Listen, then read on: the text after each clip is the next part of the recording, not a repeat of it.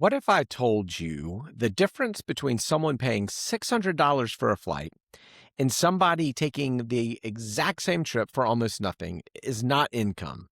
And it's not luck, it's knowing which move to make next.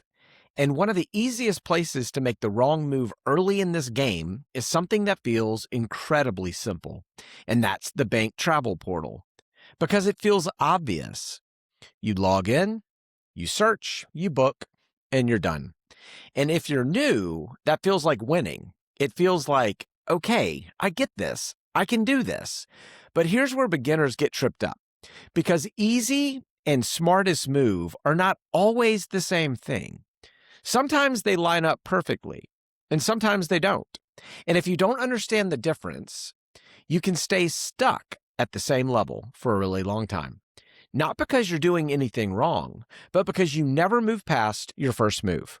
So today, we're going to slow this down. We're going to simplify this. And more importantly, I'm going to show you how to think about this and how you can start making decisions in the game, not just reacting to what's in front of you. Hey,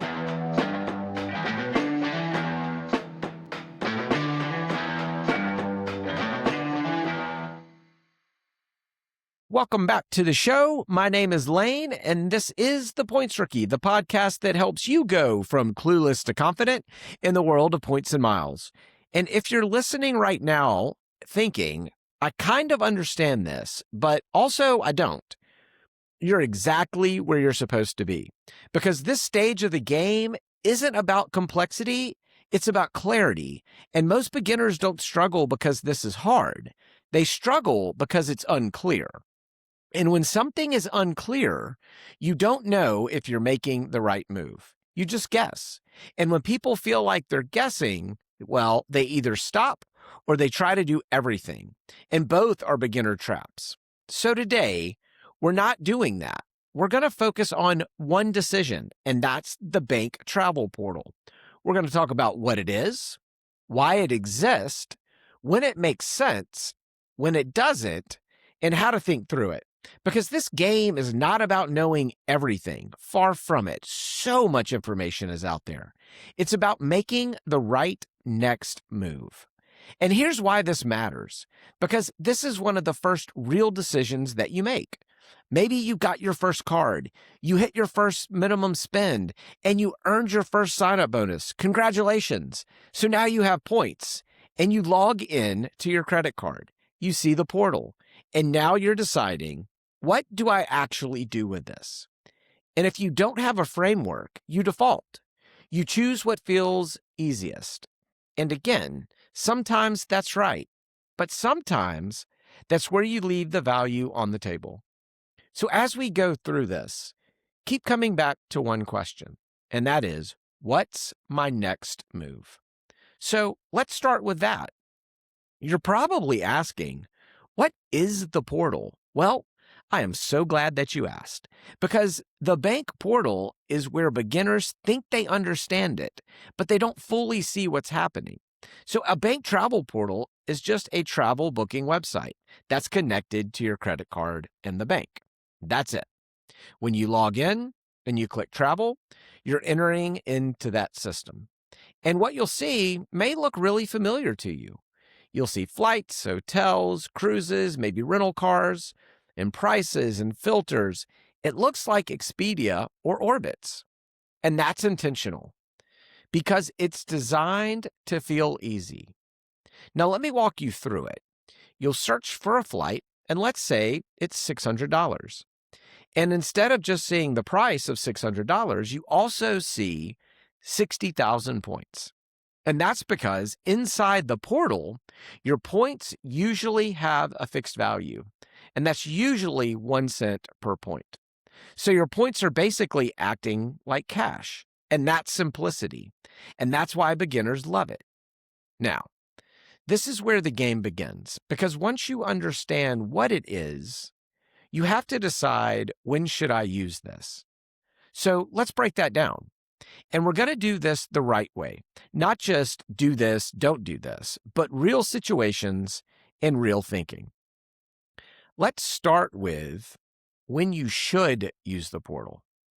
And the first reason is because it's easy. And I want to slow down here for a second because this is where beginners get tripped up. When people hear easy, they assume it means, okay, that's probably not the best option. Like there's some hidden, more advanced move they're supposed to be making instead. And that thinking is actually the trap because early in this game, easy is often the smarter move. Not because it's optimal, but because it gets you moving. Let me paint you a picture. You just got your first credit card. You hit the welcome bonus. You open your account, and now you've got, let's say, 75,000 points sitting there. And this is the moment where most beginners freeze. Because now it's like, okay, I have the points. Now what do I do? And this is where the game can begin to feel really overwhelming. Because you start thinking, am I using these the right way? I don't want to waste points. Is there a better option? What if I mess this up? And so what happens? You don't book anything. You wait, you overthink it, and you go down a YouTube rabbit hole. You read 5 blog posts, and somehow you feel less confident than when you started. That's the trap. Now, let's run that same scenario a different way. You log in. You go to the portal. You search for a flight you already understand. Maybe it's a trip you were already planning. You see the price in dollars, you see the price in points, and it makes sense. You click it, you book it, you're done. Congratulations. And then something really important happens. You actually take the trip. You get on that plane, and at some point, you have that moment where you think, wait, I didn't pay for this. That's the shift. That's the moment where your everyday spending becomes real. And that's also the moment that does more for you than getting the absolute maximum value you ever could. Because now you're not guessing anymore. Now you've done it. Now you know how it works. And that builds confidence. And confidence is what keeps you in the game. So when I say the portal is a good move because it's easy, what I really mean is this. It lowers the barrier to your first win. And your first win is the most important win in this entire game.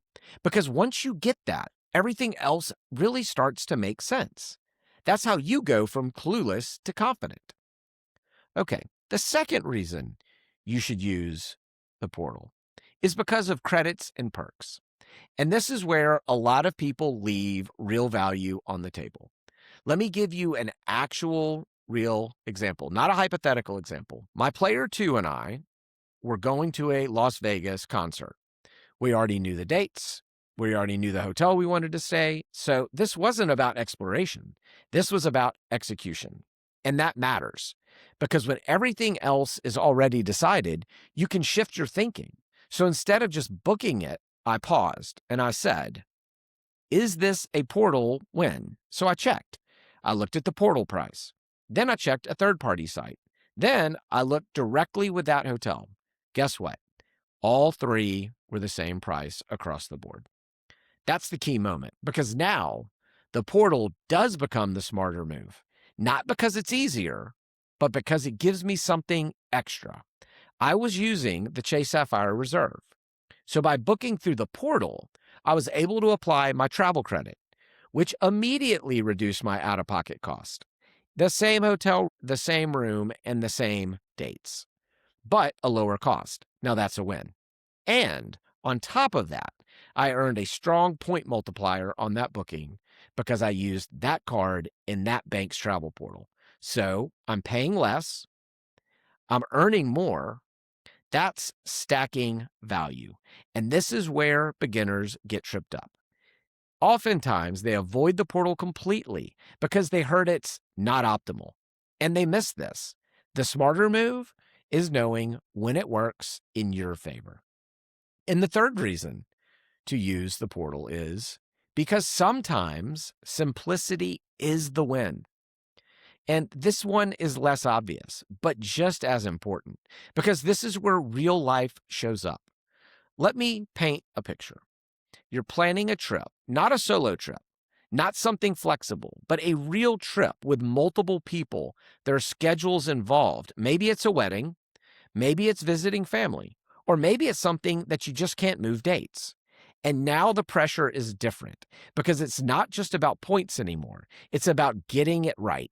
And this is where beginners make a mistake. They try to optimize everything. They think, okay, how do I get the absolute best value here? And that sounds really smart. But in this situation, it's actually the wrong question because now you're adding complexity to something that already matters. You're second guessing. You're comparing too many options. You're delaying the booking, and that creates stress. So the smarter move here is to simplify. Open the portal, find the flight, find the dates, book it. You're done. Because the win, in this case, is not squeezing out an extra bit of value. The win is making that trip happen smoothly. And this is where you start to understand the game differently. Because now you're not just asking, what's the best value? You're asking, what's the best move for this situation? And sometimes the answer is simplicity. So let's pause quickly for a quick sponsor break. All right, friends, quick mid-episode break, proudly brought to you by absolutely no one. That's right. This show is currently powered by caffeine, enthusiasm, and the hope that one day a sponsor will appear like a surprise American Express offer. Brands, if you're listening, this is your moment. Step into the light. I'm ready. And for everyone else, if you're enjoying the show, hit subscribe or share it with a friend. And if you want to fuel the caffeine part of this operation, you can buy me a coffee. Totally optional, always appreciated. Links in the show notes. All right, back to it. Welcome back to the episode. So now let's flip this, because this is just as important when you should not use the portal. We talked about when you should, and now let's give you 3 reasons you should not use the portal. First reason is fixed value. And this is where things really start to shift, because on the surface, the portal feels fair. 1 cent per point. It's clean, it's simple, it's predictable. But here's the wait, what moment? Those same points can sometimes be worth a whole lot more. And I want you to really sit with that for a second, because this is where beginners start to really level up. So imagine this. You have 75,000 points and you go into the portal and you see a $600 flight and you book it. Done. It feels good. But what you don't see is that those same 60,000 points might be able to get you a flight that would normally cost $1,200 or more. Now, again, we're not going to go deep into that today, but that's really about transfer partners, and that's for a future episode. I promise you we'll get into that. But I want you to understand the idea. The portal gives you certainty, but it limits your upside. And once you understand that, you stop defaulting automatically. You start thinking, you start asking, is this a good use of my points or just the easiest one? And that question is honestly where the game begins. So reason number 2, you should not book through the portal, is third-party booking. And this is one of those things that doesn't matter, well, until it really matters. So think about it. You book a flight. Everything is going perfectly, and you're at the airport, and then there's a delay. Misconnection. Now you need help. And in your head, you're thinking, okay, I'll just go to the airline. But here's the problem. You didn't book directly with the airline. You booked through the portal.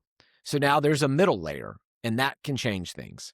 Now you might have to call the portal, and now you're waiting. Now you're explaining your situation twice. And when you're already stressed, well, that friction feels that much bigger. And this is the trade-off. The portal makes things simple on the front end, but it can add complexity on the back end. And beginners don't think about this because nothing has gone wrong yet. But once it does, you feel it. So the smarter move here is awareness, not avoidance. Just understanding the trade you're making. Okay. And the third reason is default behavior. And this is the biggest beginner trap in the entire episode because it doesn't feel like a mistake. It feels like consistency. It feels like, I don't know, I found something that works, so I'm just going to keep doing that. But here's the problem. Use the portal once, it works. You feel good. So the next time you do the same thing, no thought, no comparison, no pause, just autopilot and repetition. And that's where your growth stops. So let me think about this a slightly different way. So imagine this.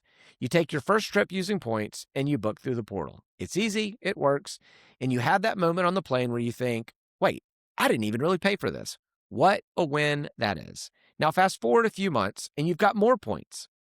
You want to take another trip. So what do? You go right back to the portal, same process. You search, click, book, done. And again, nothing is wrong. It works. But here's what's happening behind the scenes. You're not making a decision anymore. You're just running a script. You're not asking, is this the best move for this trip? You're assuming. And this is just how I use my points. And that assumption is what keeps you stuck. Because now imagine this. It's the same situation and the same number of points. But instead of immediately going to the portal, you pause. Just for a second and you ask, is this my best move? Or is this just my easiest move? And that one question can change everything because now you're aware. Now you might still use the portal, and that's fine. But now it's a decision. It's not a default. And that begins the shift. That's how you start leveling up. Because this game is not about avoiding the portal. It's about avoiding autopilot. The portal is a tool. But the moment it becomes automatic and the only tool, you stop seeing the rest of the game. And that's where people can get stuck. So the smarter move isn't doing something complicated. It's just interrupting the pattern. Just pause, even for 5 seconds, and ask, what's my next move here? Because that pause is where better decisions happen. And that's how you move forward in the game. Okay, let's zoom out here for a second, because this is where it starts to click. The portal is not good. The portal is not bad. It's just a tool. And the game is knowing when to actually use it. So let me paint you another picture. And you know that this is one of my favorite segments. And so we're going to shift gears and talk about what's in other people's wallets. And the reason that this segment actually matters is because this game can feel really abstract when you're just learning about it. Points, miles, portals, strategies, it all kind of lives in your head. But when you start seeing how real people are actually using their cards in real life, the game, I think, starts to click.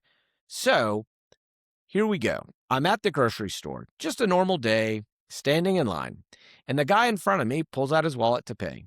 And yep, you know me, always watching, and I catch a glimpse of his card. See, American Express Platinum. It's shiny. And immediately I'm thinking, okay, what game is he playing? Because cards tell a story. That card tells me a few things right away. First, he is earning transferable points. So he's probably not locked into one airline or one hotel. He has options. He also can use a portal. He can transfer points to partners. He's got flexibility. And flexibility beats loyalty in this game again and again. But then there's another layer, because that card is packed with perks. So now I'm thinking, what does he actually value? Maybe he's using the dining credits. Maybe he's taking advantage of the hotel perks. Maybe he cares about lounge access when he travels. Or maybe, and this is where it gets interesting, he's just getting value from things that don't even feel like travel. Maybe he's using the retail credit like the Lululemon credit or the Aura ring credit. So now this isn't just a travel card, it's a lifestyle card. And that tells me something important. He's not just playing the points game. He's playing the benefits game. But here's where it really gets interesting. That same exact card can represent two completely different players. The beginner version has the card, he uses the credits, and maybe he books everything through the portal because it's simple. And that's not wrong. That's actually a solid starting point.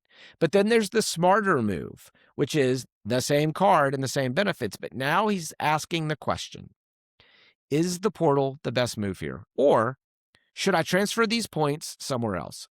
He's using the portal when it makes sense, but not defaulting to it. That's the difference. The same card, a different level, and that's the game. And once you start seeing that, you realize this isn't about having the right card. It's about knowing how and when to use it. All right. So before we go any further, I wanted to take a quick second here because this actually connects to something I've been working on behind the scenes. Over the last several months, I've been testing a lot of different tools, apps, websites, different points calculators, just trying to learn as much as I can and figure things out, not only for me, but for you. What is actually working and what doesn't, and what actually helps beginners move forward in the points and miles game. Because there's a lot out there. And if you've spent any time looking this stuff up, you've probably seen that. There are tools for everything: tracking points, tracking cards, finding flights, comparing cards, and some of them are really helpful. And a lot of them, well, they're just kind of noise.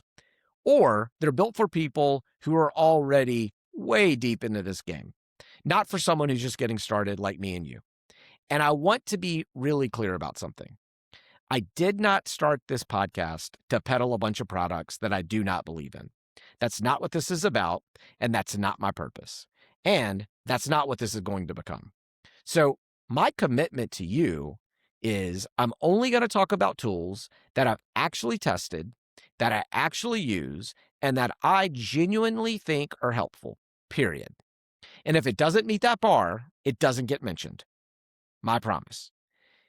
And what I kept running into over and over again was, and it's the same question that I get every week from several people: what card should I get?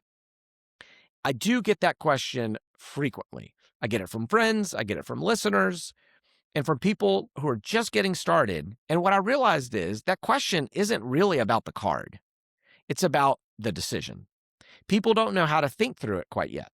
So I started building something, a simple credit card match tool. And the idea is really straightforward. It walks through the same questions that I ask someone when they ask me in person: hey, what card should I get?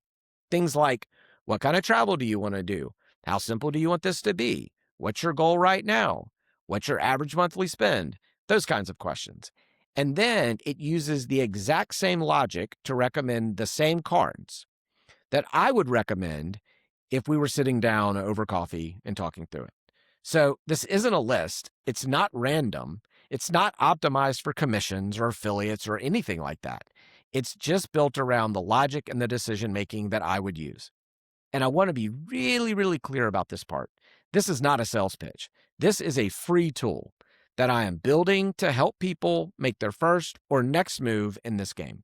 Because I know that that is the hardest part, not knowing everything, just knowing what to do next. So if you're in that spot and you're not sure, you can check it out in the show notes. Or I do plan to put it on my website, pointsrookie.com.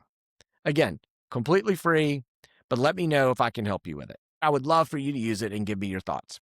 So let's bring this all together. The portal is a great starting move, but it's not the whole game. Let's start simple, and then we're going to scale. Avoid the beginner traps and always ask, what's my next move? Because this isn't really about points at all. It's about what they let you do. Trips, experiences, moments that feel out of reach until they're not. So back to the beginning. What's the difference between paying $600 and flying for almost free? It's not luck. It's knowing what move to make next. And sometimes that move is the portal. Thank you so much for being here. Seriously. There are a lot of things you could be listening to right now. And the fact that you're choosing to spend your time learning really matters to me, because this game can feel confusing at first, but if you stick with it, just like I have, if you keep taking the next step, this stuff starts to click, I promise. And you start to realize I can actually do this. And that's what this is all about. So if this episode helped you at all, if something clicked, the best thing you can do is share it with someone else who's in that same spot. Someone who's just getting started or you think could really benefit from nearly free travel, all while using their everyday expenses. Because that's how we're going to grow this, one person at a time. And that's how more people start to realize this is actually possible. So thanks for being a part of this. I'll see you at the next episode. But until then, I hope you have a fantastic week and keep going from clueless to confident in the points and miles. We'll see you soon. Take care.